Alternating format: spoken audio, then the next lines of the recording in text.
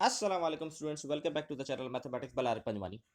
Matrices and determinant ही continue करेंगे, mathematic aptitudes की सीरीज को ही कंटिन्यू करेंगे। और हमने लास्ट वीडियो में जो एंड किया था वो मल्टीप्लिकेशन पे एंड किया था। आगे मूव करते हैं, कुछ प्रॉपर्टीज़ को गो थ्रू कर लेते हैं। प्रॉपर्टीज़ है मैट्रिसेस की जो आपको याद रखना बहुत ज़रूरी है। ऐसी चीज़ें भी आपके पास आ सकती हैं इसके अंदर। बाकी सारी चीज़ें बड़ी आसान सी हैं, बस एक चीज़ इंपॉर्टेंट है यहाँ पर जिसमें स्टूडेंट गलती करते हैं, वो ये वाली प्रॉपर्टी है कि ए बी, मतलब दो मैट्रिक्स हैं, एक ए और एक बी है, उनको मल्टीप्लाई कर वो कभी बराबर नहीं होंगे बी ए के। ठीक है, ऑलवेज रिमेंबर। ठीक है, तो ये आपस में इक्वल नहीं होते। ये बहुत इंपॉर्टेंट चीज़ है जो आपको पता होनी चाहिए। और इंपॉर्टेंट चीज़ सिंपल हमारे पास क्या है, जो matrix is close under addition, subtraction and multiplication. जो मैट्रिक्स जो क्लोज होता है वो एडिशन, सब्ट्रैक्शन और मल्टीप्लिकेशन में होता है। बाकी प्रॉपर्टी आसान है, कोई ऐसी मुश्किल प्रॉपर्टी नहीं है इसके अंदर। आप इसको ज़रूर अपने पास नोट डाउन कर लें और आपको इसको याद रखना पड़ेगा, क्योंकि ये ऐसे एमसीक्यूज भी आपके पास आ सकते हैं। फिर आपका ट्रांसपोज आता है। हम ऑलरेडी ट्रांसपोज को देख चुके, पढ़ चुके हैं, इसकी डेफिनेशन भी हम देख चुके थे। The matrix is a order n multiply by m obtain by interchanging raw and column of m multiply by n matrix, the new matrix called transpose. Raw को कॉलम में चेंज करना या कॉलम को रॉ में change करना, basically transpose होता है किसी मैट्रिक्स का। इसकी भी अपनी एक प्रॉपर्टीज है, ये भी प्रॉपर्टीज बड़ी इंपॉर्टेंट है। जैसे पहली प्रॉपर्टी हमारे पास a प्लस माइनस बी का होल ब्रैकेट के ऊपर टी, मतलब ट्रांसपोज लगा हुआ है। और अगर मैं अलग अलग ट्रांसपोज लूँ तब ऐड या सब्ट्रैक्ट कराऊँ तो ये दोनों बराबर ही आएंगे, इक्वल। ये के जो स्केलर को रिप्रेजेंट करता है, स्केलर मल्टीप्लिकेशन। लास्ट वीडियो में देखा था स्केलर मल्टीप्लिकेशन। तो इसमें देखिए के को मतलब के स्केलर मल्टीप्लिकेशन की हमने ए मैट्रिक्स से और फिर ट्रांसपोज अप्लाई कराया। फिर हमने राइट साइड कैरी के पहले हम ट्रांसपोज लें, फिर के से मल्टीप्लाई कराएं, तो दोनों सेम ही है। अच्छा, ये इंपॉर्टेंट है, एक रिवर्सिबल लॉ है ट्रांसपोज का और प्रोडक्ट का, कि ए बी का होल ब्रैकेट के ऊपर ट्रांसपोज है, पहले मल्टीप्लाई करा फिर ट्रांसपोज अप्लाई करा, तो वो बराबर होता है B transpose multiply by A transpose, not A transpose multiply B transpose. ये रिवर्सिबल लॉ है ट्रांसपोज और प्रोडक्ट का, ये याद रखना बहुत ज़रूरी है। ठीक है, फोर्थ वाला है हमारे पास, अगर हम डबल ट्रांसपोज अप्लाई करते हैं किसी भी मैट्रिक्स के ऊपर, तो वापस वो ओरिजिनल वे में, ओरिजिनल मैट्रिक्स में ही कन्वर्ट हो जाता है। फॉर एग्जाम्पल, एक ए है मैट्रिक्स, इसकी वैल्यू है, मैंने इस पर ट्रांसपोज अप्लाई किया। ठीक है, ये हो जाएगा 1 2 and 3 0। जब मैं वापस ट्रांसपोज, डबल ट्रांसपोज अप्लाई करूंगा, तो ये बन जाएगा हमारे पास, वापस क्वेश्चन में ही कन्वर्ट हो गई। ये देखें, एग्जैक्टली सेम चीज़ वापस आ गई। तो ये ओरिजिनल पोजीशन में ही वापस आ जाता है, हम अगर किसी भी मैट्रिक्स पर डबल ट्रांसपोज अप्लाई करें। तो ये थी हमारे पास ट्रांसपोज की प्रॉपर्टीज, इसको गो थ्रू जरूर करें। अच्छा जी, अब डिटरमिनेंट पे आता है। डिटरमिनेंट कैसे निकालते हैं पहले वो देख लेते हैं। Simple, determinant is defined as a scalar value which is associate with the square matrix, it is denoted by, इसको डिनोट इस तरीके से किया जाता है। ठीक है, अभी के लिए मैं आपको 2 by 2 का डिटरमिनेंट निकालना सिखा रहा हूँ। 3 by 3 की ट्रिक्स होती हैं, वो इंशाल्लाह जब हम क्वेश्चंस पे मूव करेंगे, जब उसके इस तरीके से सवाल मेरे पास आएगा, तो मैं उसको ट्रिक भी आपको सिखा दूंगा। अभी थ्योरेटिकल चीज़ों को कवर अप करना ज़रूरी है। ठीक है, जितनी कवर अप हो सकती है। अच्छा, जैसे फॉर एग्जाम्पल हमारे पास है 2 4 1 0 ले लेते हैं। ठीक है, हम डिटरमिनेंट को रिप्रेजेंट इस तरीके से करते हैं लाइन से। ठीक है, डिटरमिनेंट किस तरीके से फाइंड आउट करते हैं, हम क्रॉस मल्टीप्लाई करके, ये इससे मल्टीप्लाई हो जाएगा, मतलब लीडिंग डायगोनल जो होता है, लीडिंग डायगोनल पहले मल्टीप्लाई 2 0 होता है, मतलब 2 multiply by 0, and then this diagonal 4 multiply by 1, और बीच में हमारे पास साइन आता है नेगेटिव का। ठीक है, 2 0 का 0 हो गया, 4 1 का 4, तो वैल्यू आ गई -4। ठीक है, ये सिंपल है 2 by 2 का डिटरमिनेंट किस तरीके से हम निकालते हैं। 3 by 3 का प्रोसेस बहुत लंबा होता है, बहुत लंबा नहीं कहूँगा, छोटा सी प्रोसेस है, वो भी हम देख लेते हैं, तो मुश्किल नहीं है। मैं बहुत लंबा, वो एड जॉइन का मेथड बहुत लंबा होता है, हमारा बहुत लेंदी प्रोसेस होता है। तो 3 by 3 का भी एक देख ही लेते हैं, फिर हम एड जॉइन को हम देख लेंगे उसके अंदर जब हम क्वेश्चंस करेंगे, क्योंकि एड जॉइन की भी एक ट्रिक है सॉल्व करने की।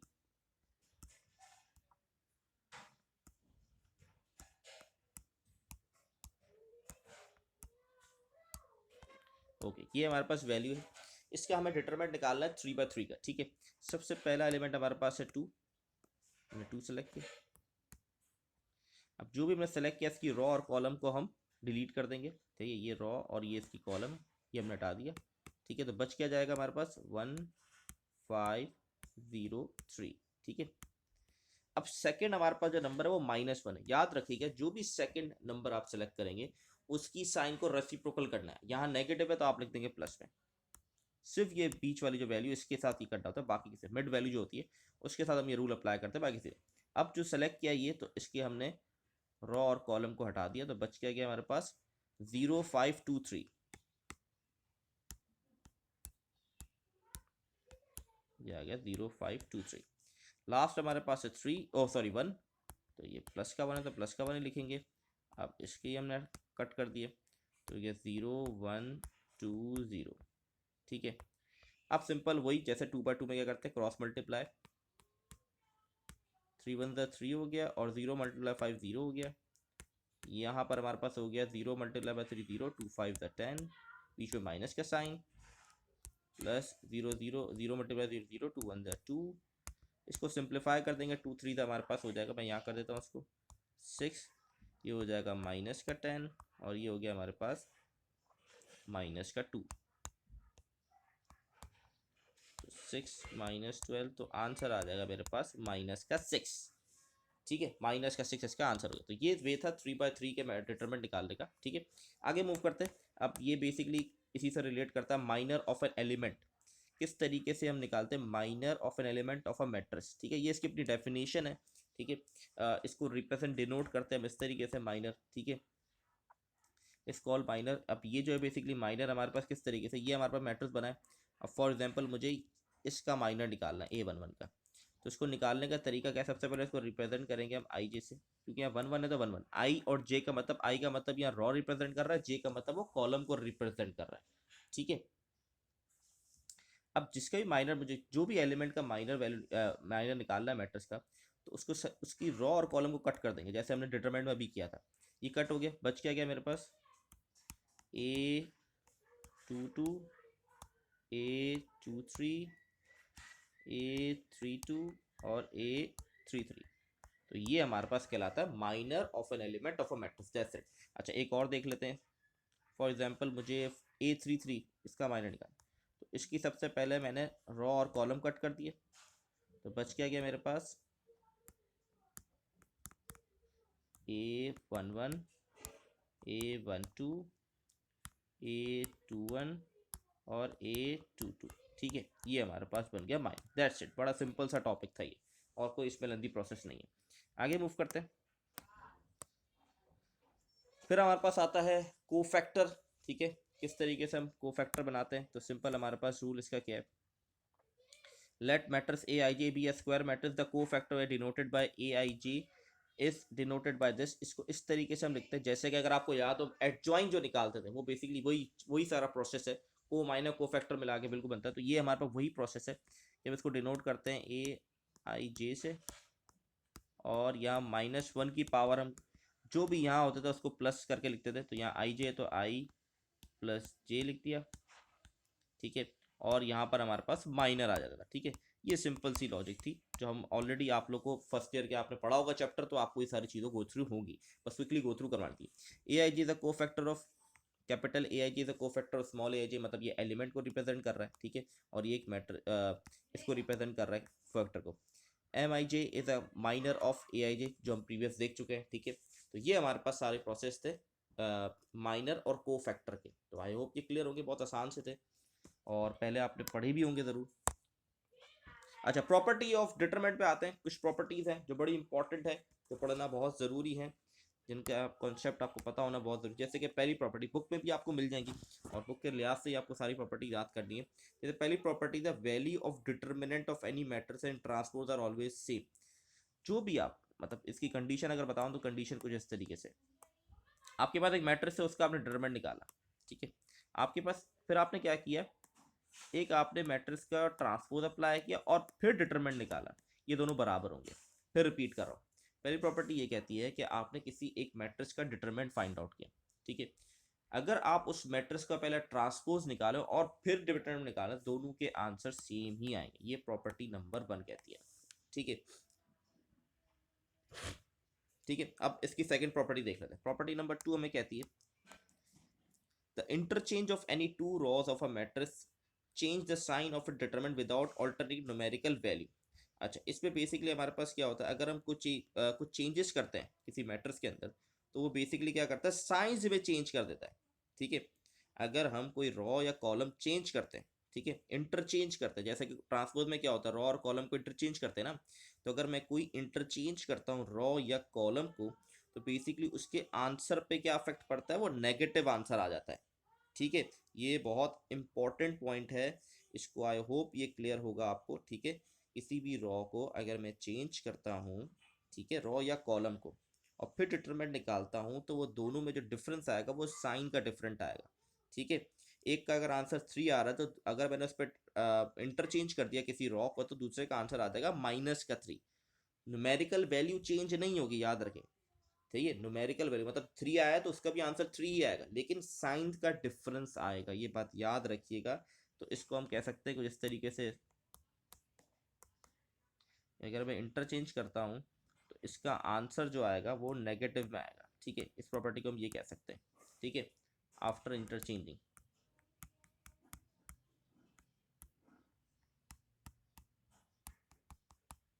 आफ्टर इंटरचेंजिंग रॉ या कॉलम। ठीक है, तो इसका आंसर में ये अफेक्ट आता है, ये बात याद रखिएगा। नेक्स्ट हमारे पास है, इफ एनी टू रॉज और 3 रॉज आर आइडेंटिकल, अगर कोई भी मैट्रिक्स की 2 रॉस या 2 कॉलम आइडेंटिकल, आइडेंटिकल मतलब सेम होते हैं। फॉर एग्जांपल,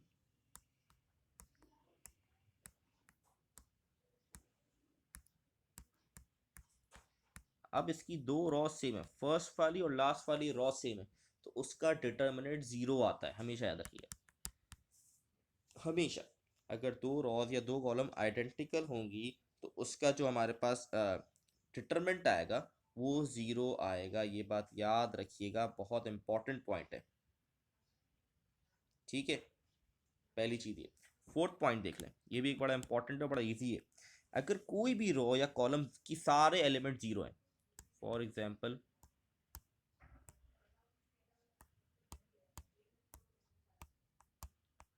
रॉ हो या कॉलम, कोई भी रॉ या कॉलम के सारे एलिमेंट 0 हैं, तो उसका डिटरमिनेंट भी 0 ही होगा, ये बात भी आपने याद रखनी है। ठीक है, ये कुछ इंपॉर्टेंट प्रॉपर्टीज थी जिसको मैंने आपको गो थ्रू करवा दिया, आई होप क्लियर होगी। इस तरह के देखिए, स्टूडेंट क्या करते हैं, ये अभी डिटरमिनेंट का सवाल आ जाता है, स्टूडेंट डिटरमिनेंट निकालने बैठ जाते हैं, आपके पास टाइम बहुत कम होता है, तो ये प्रॉपर्टीज याद होती है, तो डायरेक्टली आप उसका आंसर बता सकते हैं। ठीक है, तो ये हो गई प्रॉपर्टीज, आगे बढ़ते हैं। अच्छा, इसमें हमारे पास echelon form, reduce echelon form और रैंक ऑफ मैटर्स, ये 3 चीज़ें पढ़नी है।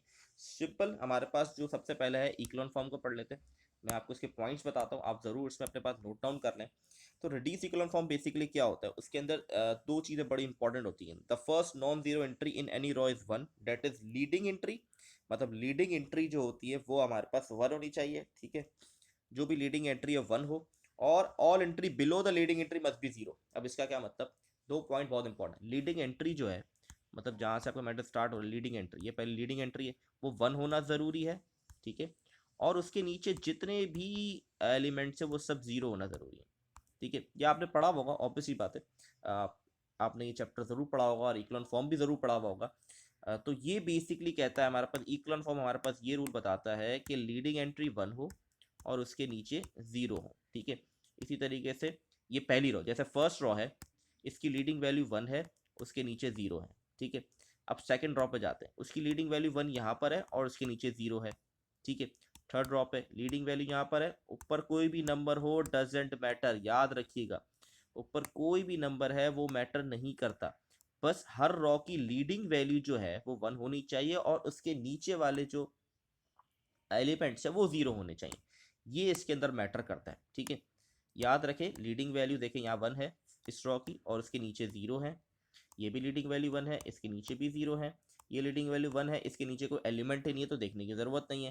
तो ये हमारे पास कहलाता है इक्लोन फॉर्म ऑफ मैट्रिक्स। ठीक है, रिड्यूस इक्लोन फॉर्म क्या कहता है, रिड्यूस इक्लोन फॉर्म भी बिल्कुल एग्जैक्टली इसी तरीके का होता है, पर उसके अंदर क्या होता है, लीडिंग वैल्यू के अलावा उसके ऊपर नंबर हो या नीचे एलिमेंट हो या ऊपर एलिमेंट हो, वो सब 0 होने चाहिए।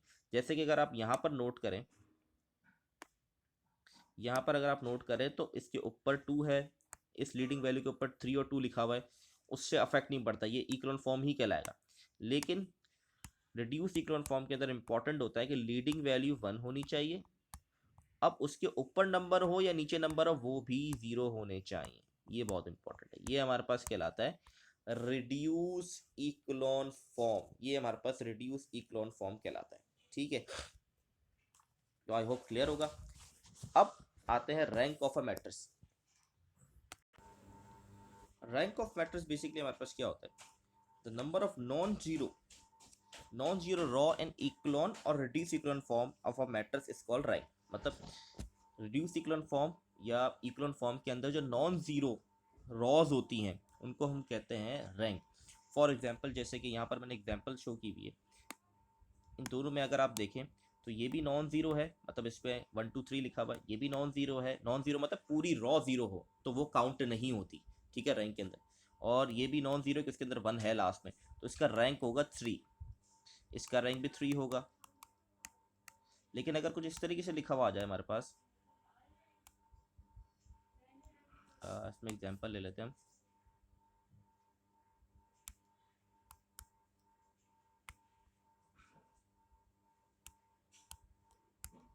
लेकिन ज़रूरी है कि इक्लोन फॉर्म ही रिड्यूस इक्लोन फॉर्म ही हो, ठीक है।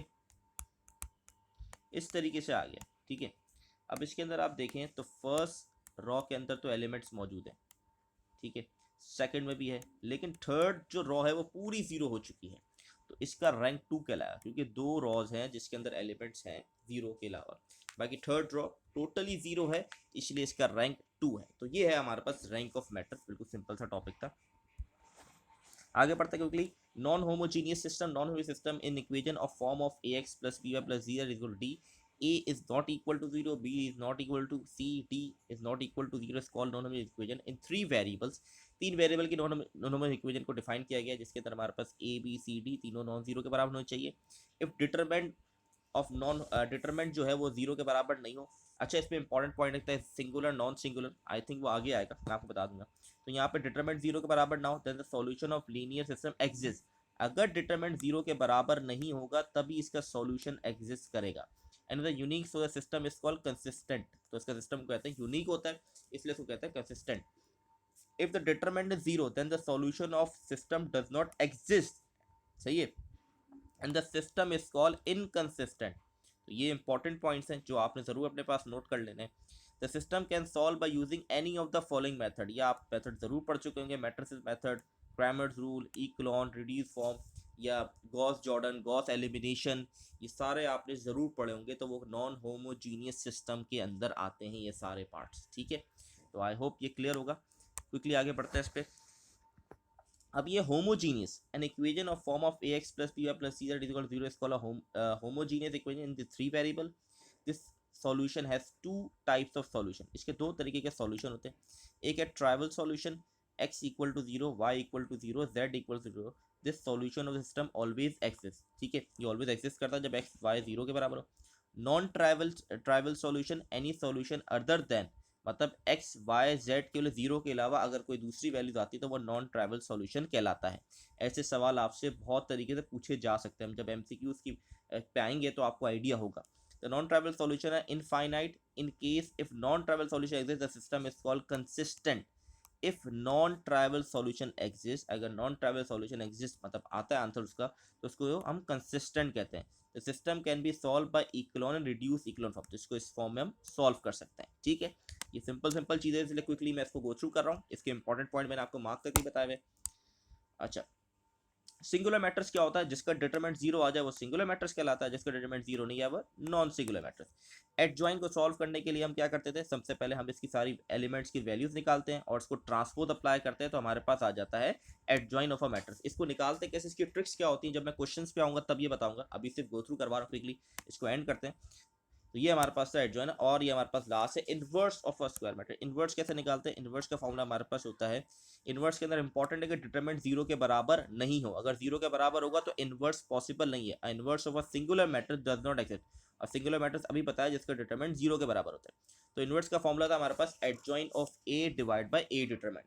तो ये हो गया, हमारे सारी टॉपिक हमने कवर अप कर लिए। अब इंशाल्लाह नेक्स्ट वीडियो के अंदर मैं एमसीक्यूज आपको करवाऊंगा, बहुत सारे यूनिवर्सिटी के पास पेपर्स के भी एमसीक्यूज होंगे और बहुत सारी चीज़ें इसमें गो थ्रू करेंगे और बहुत सारी ट्रिक्स भी सिखाऊंगा इंशाल्लाह। तो आई होप आप लोगों को क्लियर होगा।